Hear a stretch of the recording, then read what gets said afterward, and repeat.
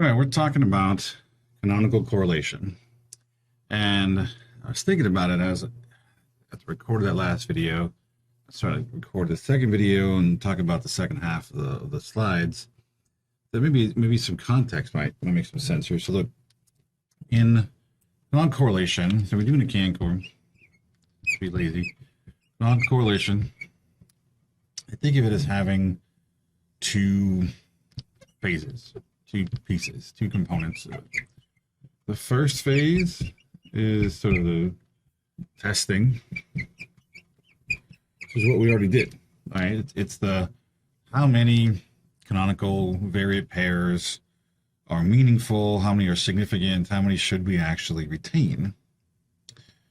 That's what we did in the first half of this, right? Let's talk about what a canonical correlation is. And we talked about how do we test the canonical correlations for significance to see which ones are good to keep, okay? The second phase of this is the interpretation.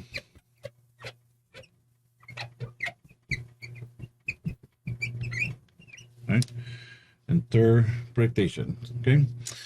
Here's where we're going to try to make sense, because remember the goal of this is I want to know what variables on the x side relate to the variables on the y side. So I need to go beyond just which canonical correlation or which canonical variate pairs are significant. I want to know of those sets of variables which ones are actually relating. So I need to be able to somehow interpret. And I've joked in other contexts about things like factor analysis and canonical correlation that it's a mixture of art and science, because science is sort of mathematics. We use, an eigenvalue deconstruction or singular value deconstruction to try to identify the patterns and test for significance. And then there's the art side, which is sort of the interpretation, making meaning of those patterns. So this is sort of the sort of science side of this. And this is more sort of the art. Now, it's not entirely art in the traditional sense. You're not painting anything or whatever. But this is where there's a lot of, I call it art because there's a lot of subjectivity here. How you interpret them, how I interpret them might be a little different. And we're looking for meaning in the patterns of the sets of variables on each side and which ones are significant and all that kind of stuff. And we have to do it multiple times depending on how many of the tests are significant. So it could be a fairly arduous task to try to find meaning in all this, but let's see if we can't figure out at least how we might approach it and how we might find some interpretable information within all this crazy mathematics. Because in the end, that's what we want. I want to be able to find meaning. It's my data. I want to know what's going on with it. This is part that becomes more important, influential. This is just the tool we're using to get where we need to go. All right. Let's check it out. All right, so on the road towards interpretation of these things, we just came off of these slides back here. We went through and tested using, we found a Wilks lambda, we tested it with an F, we tested it with a chi-square, we found out that both sets are significant in our example. So you can go back and see that in part one if you'd like. But okay, so now moving forward, we've now tested, we know which ones are significant, and to move towards sort of computing other values, other coefficients. So one set of coefficients are actually called canonical coefficients. Two sets of canonical coefficients are required. We're going to get one set for the x's, one set for the y's. And it says two sets, but we're going to get two sets per significant pair. So for each time you have a significant canonical correlation or a significant canonical variate pair, as tested by either the F test or the chi-square, you're going to get two sets for each of those. So if I have 5 significant canonical correlations, I'm going to get 5 sets of sets of coefficients, right? I'm going to get 5 pairs of coefficients across all of them. So it's for each significant set. We're going to get one set to combine the x's, one set to combine the y's. These are similar to regression coefficients. The idea here is these are sometimes they're called canonical weights. These are the weights that we actually give to each of the variables in order to try to make that super variable and trying to make that super composite. I'm trying to weight each individual variable differently so I can combine them into that super variable and create that canonical variate. Okay. Now, in the Sebastian-Fadel book, they talk about these two sets, B, Y. So it makes sense they're using B's to represent like the slopes. These are like regression slopes. They weight them together in order to combine them together to try to combine them into the super variable, the Y variate and the X variate. Now, one of the things that has driven me nuts every time I've taught this lecture, and again, I spent a lot of time trying to figure out exactly how Sebastian-Fadel generated this one matrix. I can't quite figure out. It doesn't match some of the stuff that comes on SPSS. I can't, no matter, I've used SPSS, I've used R, I've used other, I think I've even did it in MATLAB, tried to reproduce, and I can't figure out what it is. So they say that in here, it's regression-like values that are used to multiply each Y variable to create a Y canonical variate. That's perfect. What you have here, the RYY, is just that portion of the correlation matrix. Let's go back a second. What's RYY? RYY, is this part of the correlation matrix where it's just the Y's relating to, sorry, not this part, where you have Y's relating to other Y's. I was looking at the wrong part of the picture. So R is related to it's the correlations of Y's with Y's. So it's the within set correlations for Y, all right? Well, what am I doing with that thing? Well, I'm taking the inverse of the square root. So I'm going to both square root the matrix and take the inverse. Okay, that's great. I can do that. I can square root a matrix and then take its inverse or whatever. That part doesn't matter. Then you get this B hat Y thing here. This B hat Y thing is described in Sebastian-Fadel's book as it's a special matrix of coefficients or something. It's like a matrix of the eigenvalues that have been normalized. So it's a matrix of the eigenvalues for just the Y set that have been normalized. When I do that, even when I normalize it, which means you're dividing by the length of the matrix, basically dividing by the matrix squared. Anyway, it doesn't matter. I can't reproduce that thing. I don't know where it came from. I can't figure out where that number or where it is. I don't know. Somehow they get it and multiply and they get the right answer, but I don't know where this number comes from. I can't reproduce it. The idea here is, the takeaway is that we're going to manipulate the Y values relative to the relationships between the Y values to create these slopes, to create these values, okay? The actual details at this point don't really matter to me, and I'm going to doubt they matter to you. If you really want more details about this, read through their textbook, and where they talk about this equation, you'll see what I mean. They just sort of throw it out there. They're just like, hey, there's this matrix of normalized eigenvalues, and they don't really talk about where they come from. And I can't, no matter what I do, I can't get those numbers to reproduce. It's like I'm doing something wrong. And if someone could figure out what this is and where they come from, please tell me, because I haven't quite figured it out yet. Okay, so we got this. This is just basically we're dividing by the square root. We're taking this normalized eigenvalues for Y with Y, and dividing by the relationships, the square root of the relationships between the Y's to create. It's just basically creating slopes. Right, they're further turning these things into slopes of x's related to each other, and in order to combine them into a variate. For x, it's doing the same thing, except it's actually going to it's also going to circle in the relationship between x and y at the same time. So here I have the inverse of xx times this. They take these values now, and they divide them by their corresponding canonical correlation in order to get this b star y.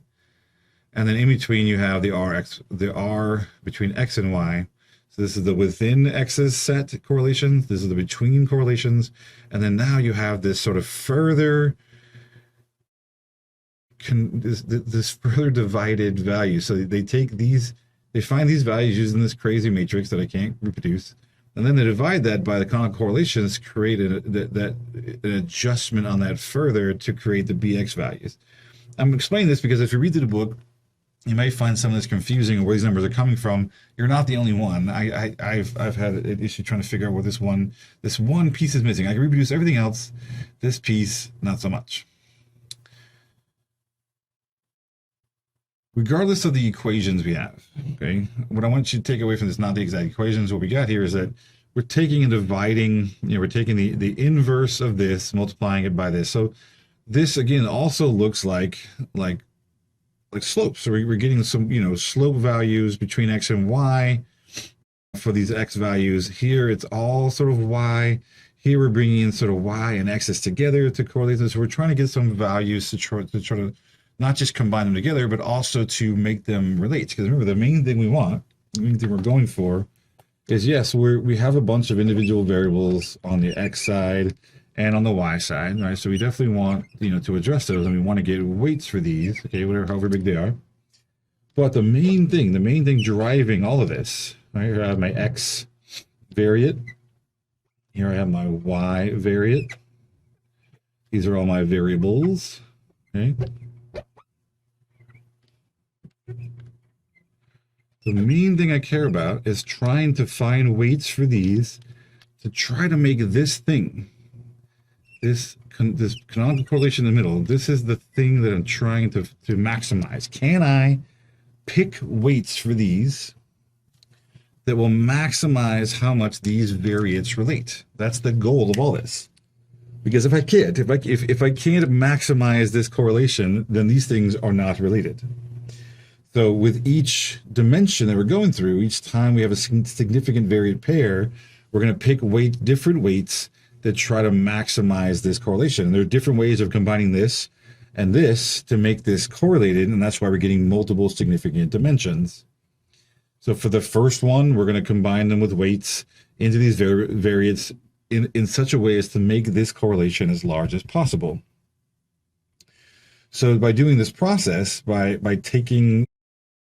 finding the weights for y and the weights for b using these equations, we're not only are we finding weights for each one of these to combine them into the variates, we're also by including the relationships between x and y and the y relationships here, we're trying to maximize, we're selecting weights on the x side that maximize this relationship in the middle, because this is the goal.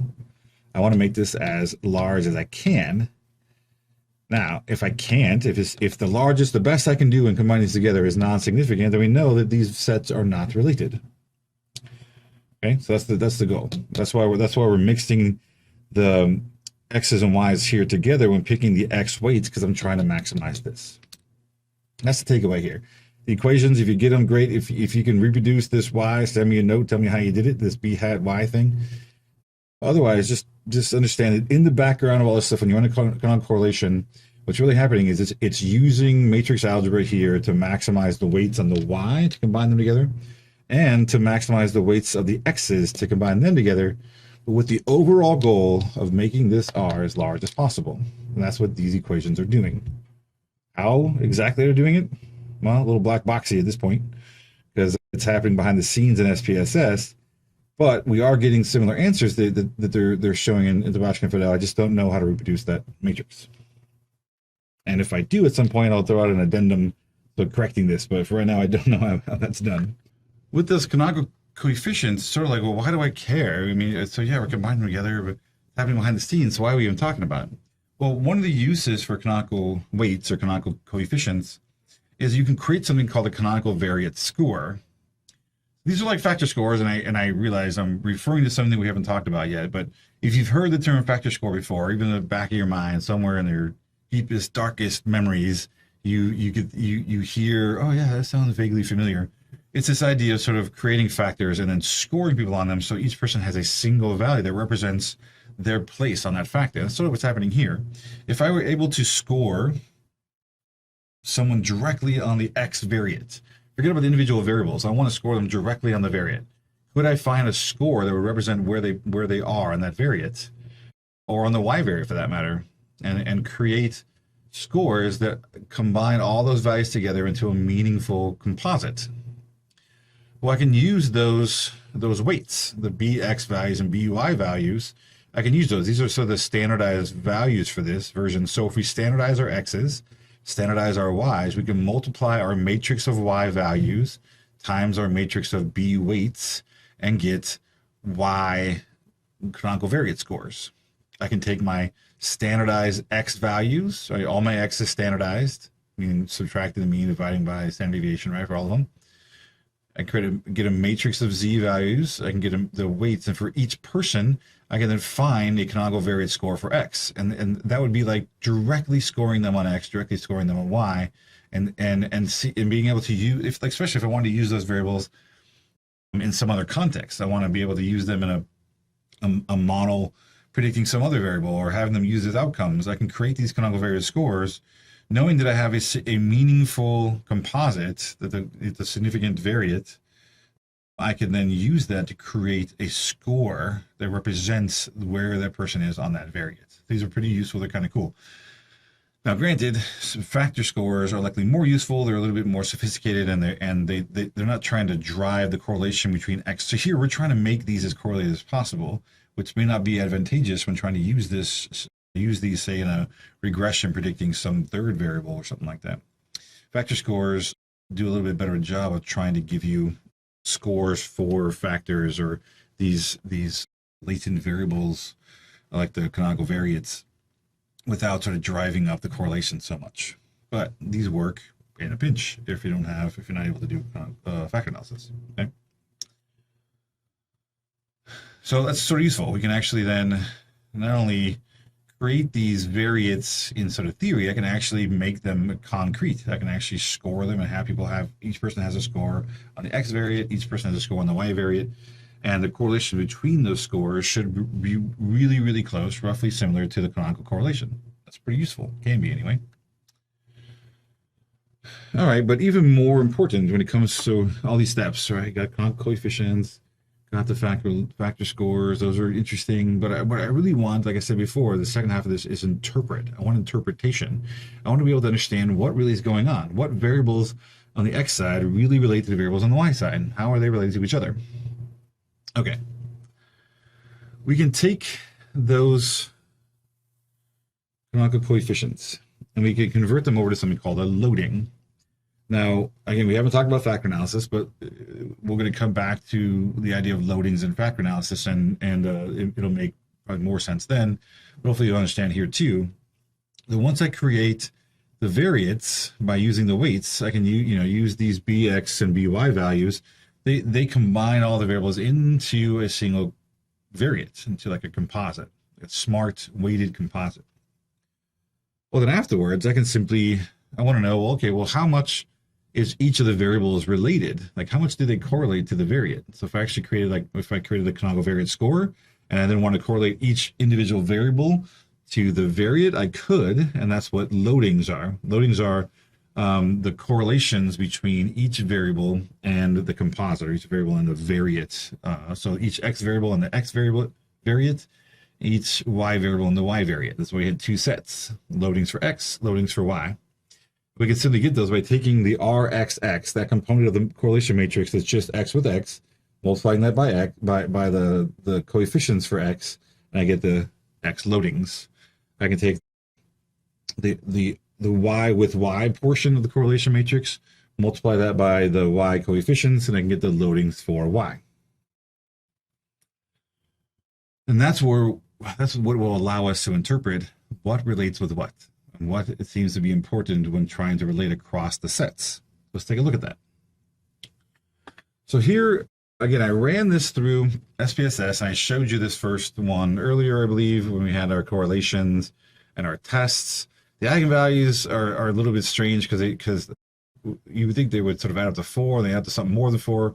So they're computing this a little differently, but the F values were similar. Our degrees of freedom were similar. Otherwise, and we used to run this in the macro, the eigenvalues matched up more to what it's like that we did by hand. But here they're a little different. I'm not sure what they're doing differently, but whatever. At this point, I'm just happy that the correlations seem to match, the Wilks statistics match, the Fs and all that stuff seem to match. I think it seems good. When you ask for this in SPSS, it gives you the canonical coefficients for both sides, It gives you the canonical loadings. It also gives you something called cross loadings, which I'll talk about more in a second. It also gives you information on something called redundancy analysis, which I'll also talk about in a second. Let's focus on this for a second. So what we have is it gives us the variable, right? This is the canonical loadings for set 1. This is top shimmies, top circles. Canonical loadings for set 2, bottom shimmies, bottom circles. So the 1 here represents the first dimension, the first significant one. So we had the first canonical correlation is 0.914 that was significant. These are the loadings for it. So it looks like, and you can interpret the signs a little bit, but be sort of careful about that, because sometimes the signs don't mean so much. But it looks like the top shimmies and top circles both are being weighted highly, and it looks like if you're, and then, but look, the bottom circles are weighted highly, the bottom shimmies are weighted much lower. Right, so these are 0.7, 0.8, almost 0.9. This one's 0.4. Right, so this is weighted much lower. So let's think about what this means. This is not a perfect interpretation of something like this. If I'm good at top circles and bad at top shimmies, I'm likely to also be good at bottom circles, and I may be a little bit bad at bottom shimmies. So that first significant relationship is telling me that, look, top circles and bottom circles seem to be related highly across the two sets, but not almost more than that, that if you're actually good at both of these things, if you have this correlation, it's likely you're also probably pretty bad at top shimmies. Make sense? So if you're good at this, bad at that, you're probably good at this and a little bad at that. So in terms of interpretation, we're trying to figure out what's related to what. Of these two sets, it seems like top circles and bottom circles seem to relate highly, and also to the detriment of sort of top shimmies, but not so much bottom shimmies. They don't seem to be affected as much. Now, what if I'm pretty good at both? What if I'm, if I'm good at top circles and the top shimmies about equally? Maybe I'm not as good here, but I'm equally sort of good, pretty good at top shimmies and top circles. I'm likely really good at bottom shimmies and pretty good at bottom circles. All right, so we start to interpret the size of these. They're loading, sort of like correlations. It's likely they're not going to go above 1. So the closer they get to 1, the more perfectly related they are. So here, if you're really good at bottom shimmies, right, then you're likely to also be good at both top shimmies and top circles, and you're probably a little bit good at bottom circles. So if the first dimension tells me what relates, and then once that dimension gets removed, what's left, tell me what relates in the variance that's left over. So once I control for this first relationship, the second relationship, or I remove that first relationship, the second relationship tells me that bottom shimmies seems to be driving a relationship between that and being sort of equally good at top shimmies and top circles. I'm going to go through a more extensive example in a second that may make more sense. It's more psychological variables and things that may be more useful. But you sort of get an idea. It's a very simple example. And again, it's not a perfect interpretation, but something like that. That's sort of where it goes. The tests, right, the science part tells me which dimensions I need to interpret, which ones are significant, because they both are. I actually need to interpret both sets. Okay. Now, let's say the first one was significant, the second one was not. Then I would interpret the first set, and I can ignore the second set, the second dimension. This is like dimension 1. Once dimension 1 gets taken out, dimension 2, or this is canonical correlation 1, canonical correlation 2, canonical variate pair 1, canonical variate pair 2, how you want to look at it. Right?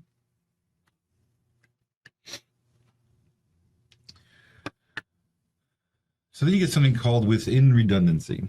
Now this is a funny term, but redundancy sounds bad, right? Redundancy is not a good word. This is in effect analysis. This is just the sum of square loadings. It just tells you the total variance explained in the variables by the factors. It's the same thing here.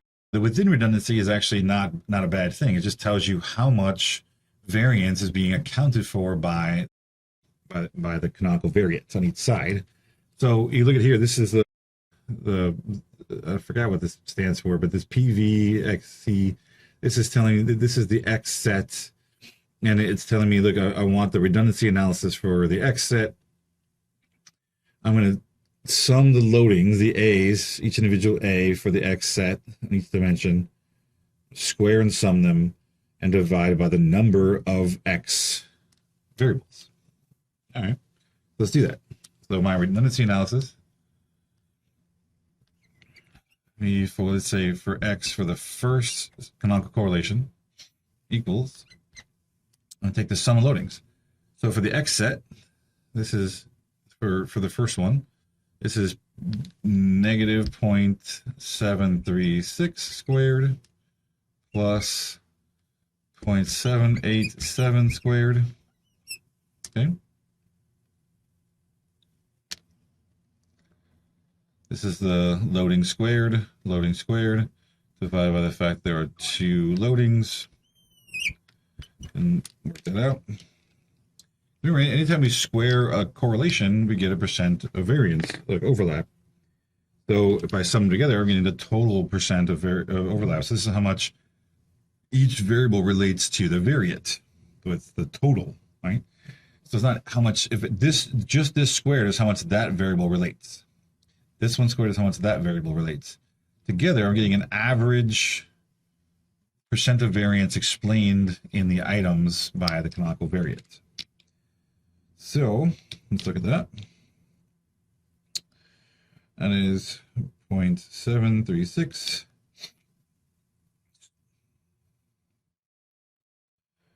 plus 0.787 equals like 1.161 divided by 2. I get about 0.580. I sort of did it earlier to make sure I knew what I was doing. All right, so redundancy analysis. I forgot what the P&V stands for, but oh, sorry, percent of variance. That's right there. Percent of variance explained. Percent of variance explained with the redundancy analysis for the X set for canonical correlation 1, 0.583. Okay. Now, did I do something wrong where I got 0.583? I really got 0.581. Really, if I really round up. Okay. So it's likely that the correlations, in SPSS, it's likely that they're carrying more than 3, which might be why we're getting 0.583 there, but really close. So this tells me that on average, canonical variance is accounting for 58% of the variance in the items. All right. So what about? I need to do this 3 more times because I now have the percent of variance for X for the second canonical variate. Okay. So I can do that one. It's the same thing, 0.677 squared plus 0.617 squared over 2.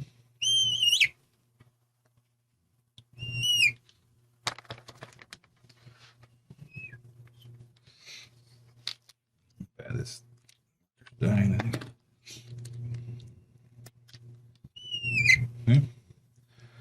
So I can just square and add them up.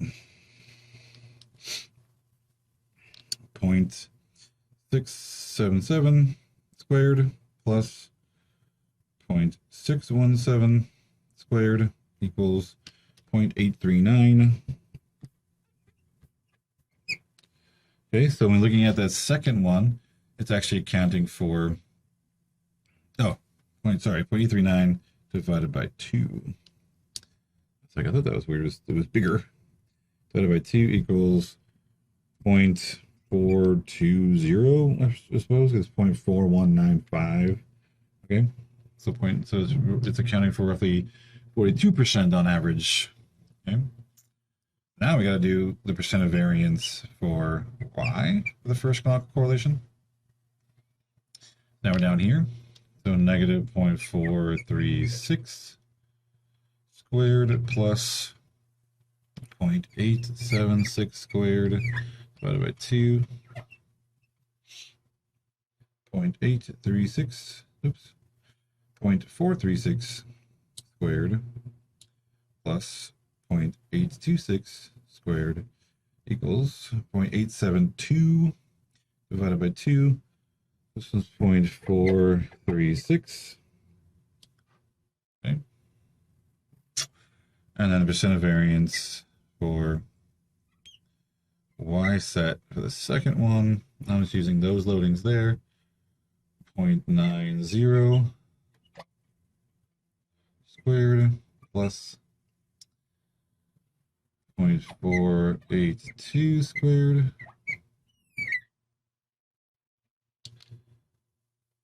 0.9 squared plus 0.48 squared equals 1.04 divided by 2 equals 0.520.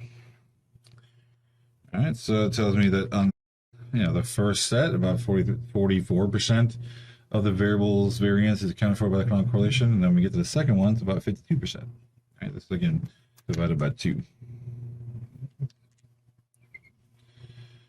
All right, so that's the redundancy analysis for all those. I think it may have it on the next page. Let's see. Cross, did I actually include it? No, I didn't.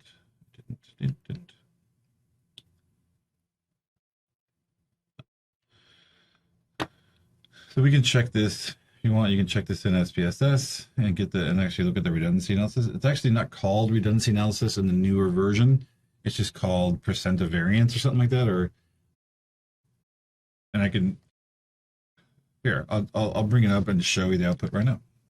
All right. So one I took a second to go and like check out, like in that instance, I went and checked out the output again from SPSS. And one of the things I noticed is that this number was off. 0.436. I was like, oh, why is that off? I went back and I think I just copied this number over again, but it's a different number. So when I did it again, 0.436 squared plus 0.876 squared equals, wait, that's not right, 0.436 squared plus 0.876 squared equals 0.957 divided by 2. It's 0.478. So first things first, let me make sure that is correct. 0.478. And in SPSS, the way that this gets written out, just so we can sort of match this up, it says there's a table in SPSS called proportion of variance explained. And it says set 1 by self. Canonical variable 1, canonical variable 2. All right, so this is really canonical correlation 1, canonical correlation 2. Set 1, which is the x's by self. And then over here, you got set 2 by self. So you look at the first one, set 1 by self, 0.580, 0.581, awesome. And then it says for the second dimension, set 1 by self, this is the within redundancy, 0.420. Awesome. So far, so good. Now, here's where I realized my mistake. Percent of variables for y1, that's set 2 by self, should have been 0.479. We got 0.478. If I look back at my thing, it probably does round to 0.79. Yep, 0.479. This 0.478736. So it actually is 0.479. Awesome.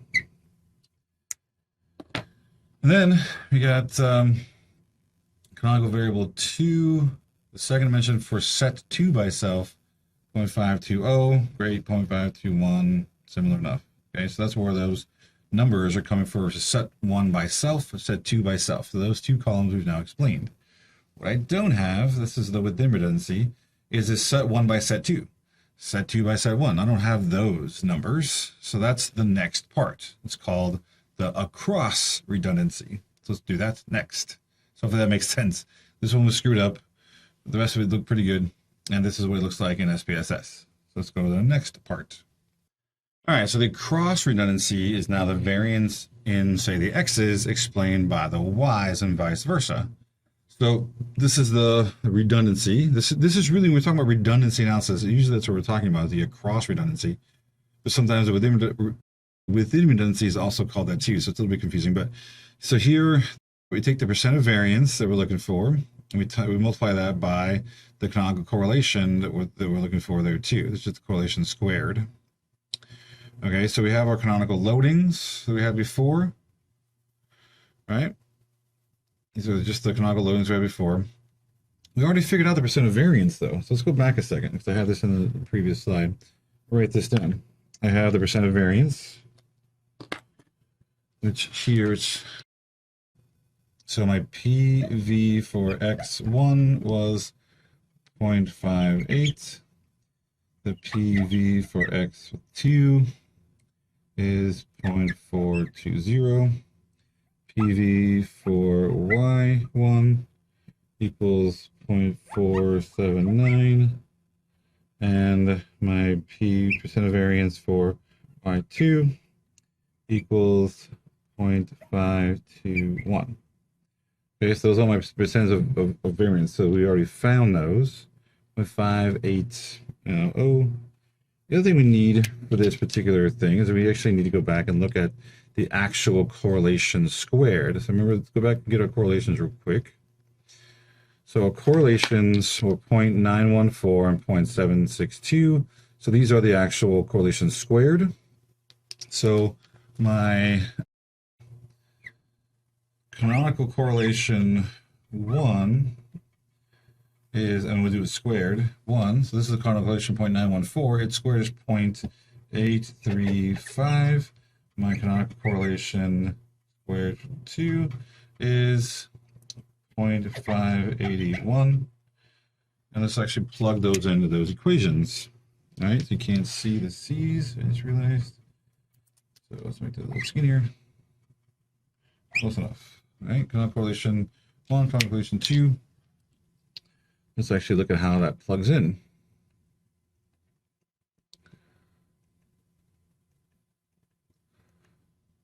All right, so it says we're going to take the percent of whichever percent of variance we want, multiplied by that canonical correlation squared. So if I want a cross redundancy, say like the percent of, so if I want the cross redundancy of how much in X, how much in the X set, this first X set is explained by the Y's, this part, I'm simply going to go, so this is the redundancy analysis of X's predicted by Y's.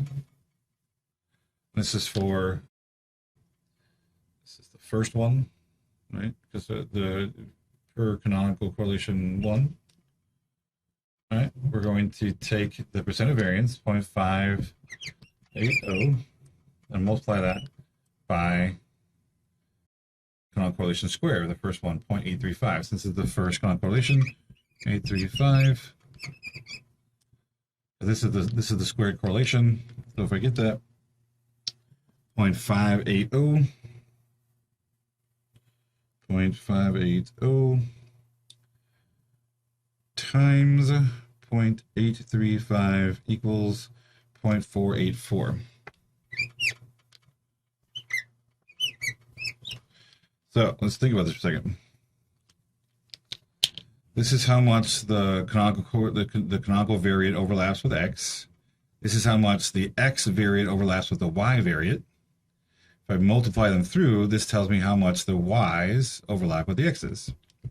How much of the X, the first X set, right? How much the X set in the first canonical correlation, how much that's explained by the Y, about 48%. And that's given to you in the SPSS analysis by this right here, this set 1 by set 2. This is how much set 1 is explained by set 2 in that first canonical correlation. Okay, 0.485, I got 0.484. All right, well, how do we get to 0.244? Well, it's the same thing. I'm just going to do the same thing for 2. So this is for X given Y for the second canonical correlation. I need the second one, 0.420, and then the second canonical correlation, 0.581. So that's 0.420 times 0.581 equals 0.244. Okay. So given the second dimension, the second canonical correlation, the Y set explains about 24% of the X set. Okay. What about the other? So now we want R D, redundancy, for Y given the X set. So we're just flipping it for the first canonical correlation. Just flipping it around. Now I need this one, the Y set, 0.479 times the same canonical correlation square we had before, 0.835. Okay. equals 0.479 times 0.835 equals, it's like 0.39999, so it's 0.40, roughly 400. This one, our redundancy for y given x, or between how much of y is explained by x for the second one. And now take the second thing here, 0.521, multiplied by the second one here, 0.581. So 0.521 times 0.581, oops, 0.521 times 0.581 equals 0.303. Let's check that. 0.40, right there, 0.303. So again, this is how much the canonical correlation for the x's, the x canonical variate explains, sorry, this is how much the y canonical variate explains the y's. This is how much the y variate and x variate overlap. You multiply them together, that tells you how much of the y set is explained by the x's in that first dimension. Okay, so this is the redundancy analysis. This is like the true redundancy analysis that you get when we talk about redundancy. It's how much the x set and y set are redundant across the dimensions. Okay, so that's one way to think about across redundancy. Look at how much within redundancy there is, multiply that by the canonical correlation squared, and you get the across redundancy. That's one way to think about it. Now there's another way. Let's think about the other way to think about it. So I mentioned loadings, which is the correlation between, say, an x variable and the x variate, right? And or the y variables and the y variate. But you can also have the same thing. You can also correlate the x variables and the y variate, or the y variables and the x variate, and get what's called cross loadings. So in the output for SPSS, they also give you what's called cross loadings. They give you a set of cross loadings. You can also compute the across redundancies by looking at the cross loadings. In the same way, we summed up the loadings and divided by the number of loadings. You can do the same thing. You can sum up the cross loadings and divide by the number of loadings.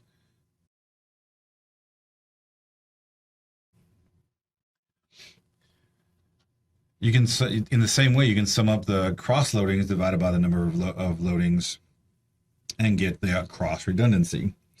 So just like here we have, if I want the cross loadings for set one. All right, so let's see the redundancy analysis, redundancy for x and given y for the first canonical correlation that we did before.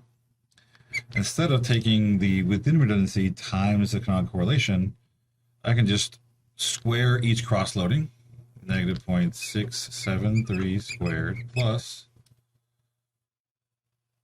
0.719 squared over 2.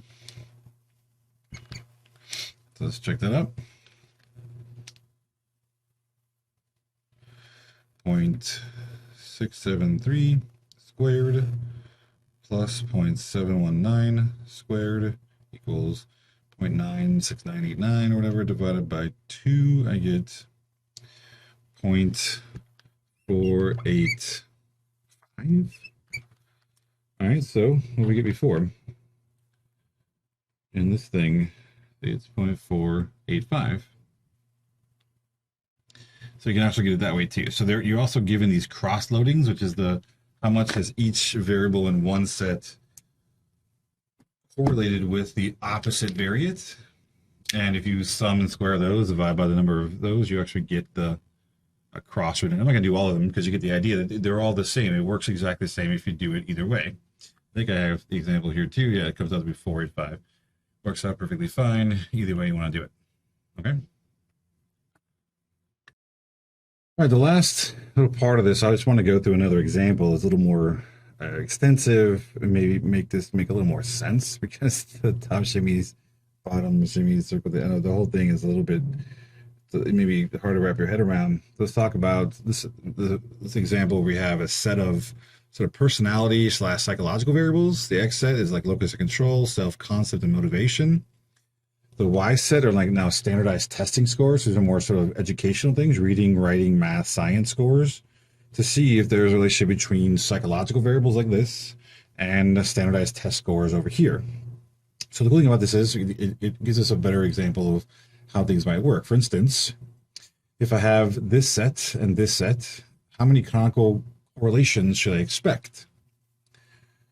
I have 3 on this side, 3 variables on this side, 4 variables on that side. It's always based on the set that has the smaller number of variables. So because this one has 3, the maximum I'm going to get is 3 canonical correlations. There's basically only 3 ways in which I can combine these variables with these variables, right? Because I only have 3 on this side. That limits how many different ways I can combine them. So I can't do more than 3 different combinations at most. I may not even get that far. I may just be 1, maybe 2, but 3 is the maximum that I can do possibly. Okay. So I ran this data. It's a real data set. I ran it, and it comes back. I have the first canonical correlation is significant. The second one is also significant. The third one is not. So of the 3 potential canonical correlations I might have, only 2 of them are significant, so I'm only going to interpret the first 2. The third one I'm pretty much just going to ignore. Right? So we get the standardized canonical coefficients. These are those coefficients I was talking about, where these are for set 1, the standardized and unstandardized. So for the standardized versions of this, if I want to create canonical variate scores, I need to first standardize the x variables, multiply them across these. I can get a standardized canonical variate score. But if I use these down here, I can use the unstandardized, the regular scores, multiply them through and get a canonical variate score based on the unstandardized canonical correlation coefficients.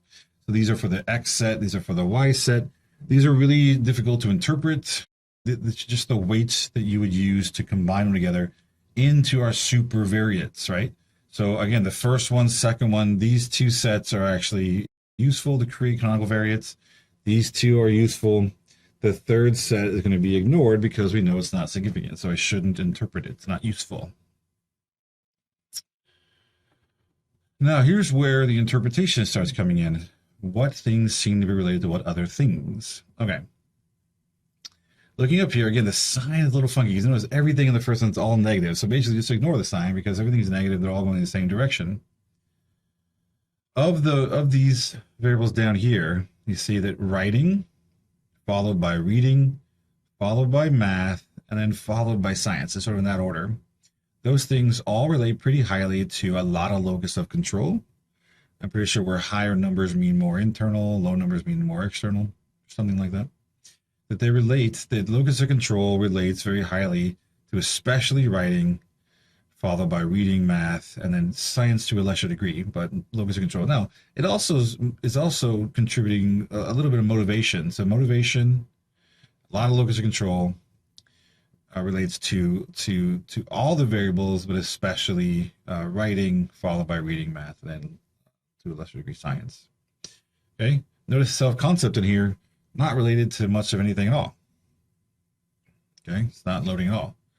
The second one, now we're getting a lot of motivation, some locus of control, but to a lesser degree locus of control, and to a lesser some self-concept to a lesser degree, and to a lesser degree locus of control. Those all relate to science somewhat.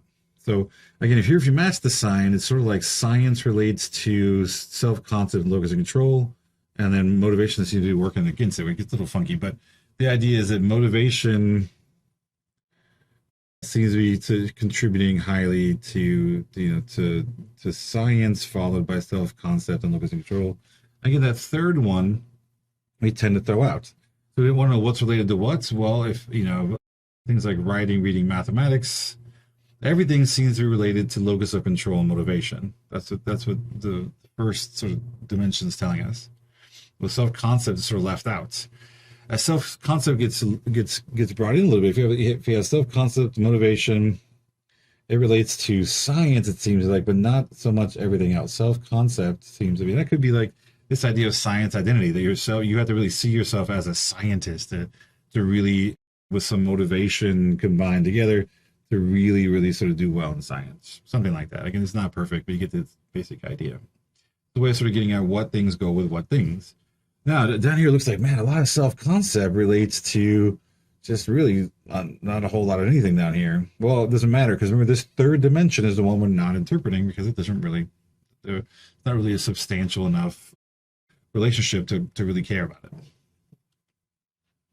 We can start to put this together into a picture. So model for first canonical correlation dimension. This is the actual correlation.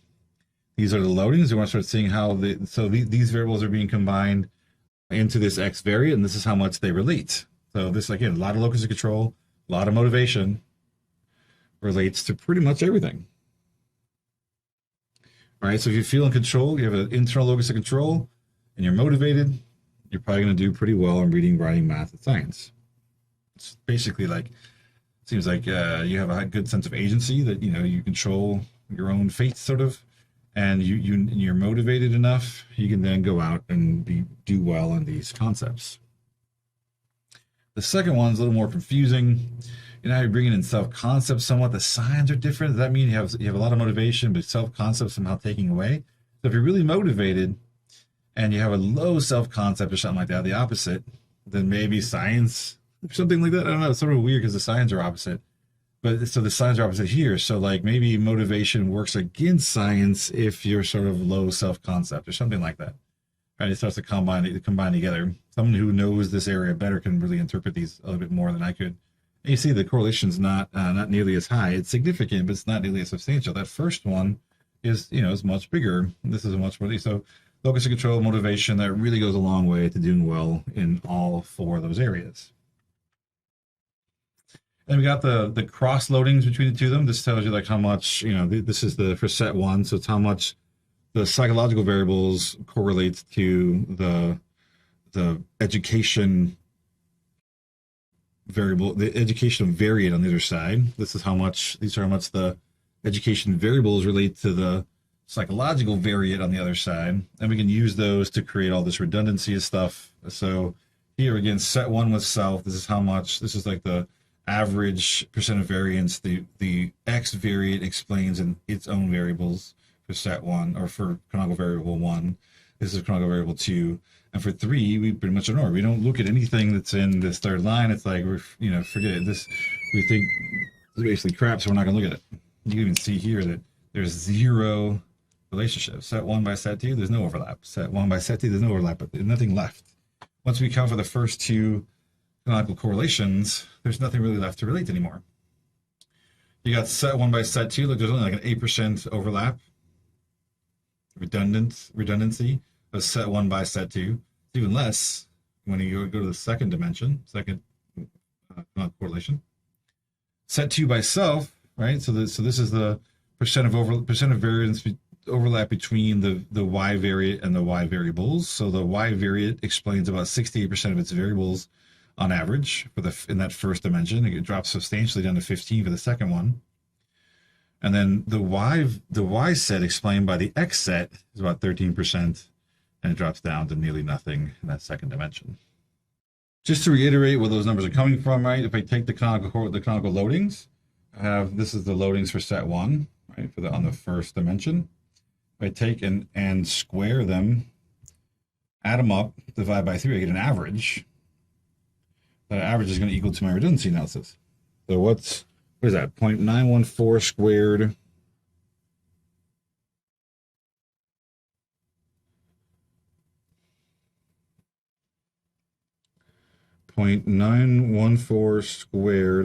plus 0.1 squared plus 0.585 squared equals 1.188 divided by 3 now is 0.396. So for this I get 0.396. Okay? This is right there. All right.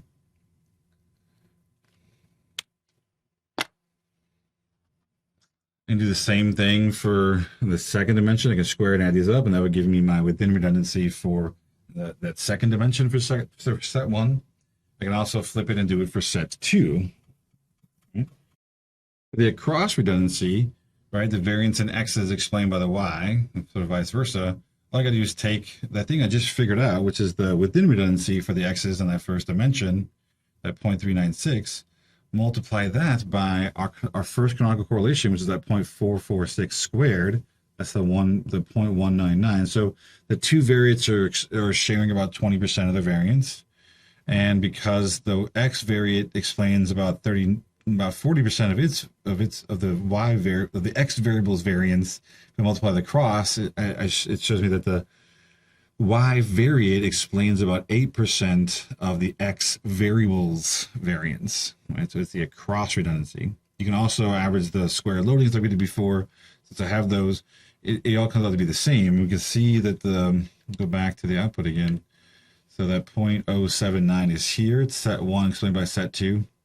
All it's doing is figuring out what the within redundancy is and multiplying it by then the canonical correlation squared to recover how much variance is shared by the other side. And this is the cross redundancy. Again, in SPSS, it calls it used to call it redundancy analysis, and it was very confusing. The language is very strange. This actually is much better. It's just called proportion of variance explained, and it just says set 1 by self. This is much easier to interpret than it was when they used to call redundancy analysis, and the way that it was labeled, man, it was all messed up. It confused everyone.